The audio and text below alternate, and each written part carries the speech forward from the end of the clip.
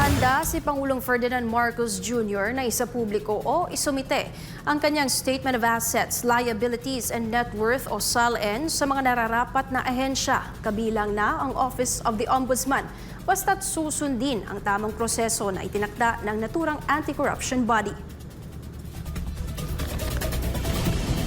Sa isang press briefing sa Kuala Lumpur, Malaysia, sinabi ni Presidential Communications Office Undersecretary at Palace Press Officer Claire Castro na malinaw nang ipinahayag ng Pangulo ang kanyang pagsunod sa mga itinakdang alituntunin tungkol sa pagpapalabas ng SALN ng mga opisyal ng gobyerno.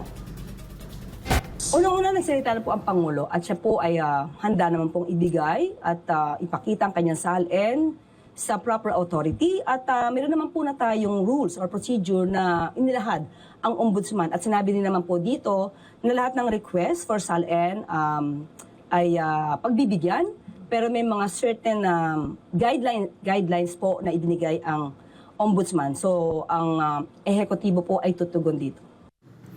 Sinang-ayunan din ni Castro ang pahayag ni Executive Secretary Lucas Bersamin na hindi dapat gamitin ang SALN bilang sandata para sa mga political attack o para sirain ang reputasyon ng mga opisyal ng gobyerno. Kumpirmado rin ng palace official na nagkaroon ng informal meeting ang mga miyembro ng gabinete noong Sabado hinggil dito kung saan napagkasunduan nilang tutugon sila alinsunod sa mga patakaran ng Ombudsman.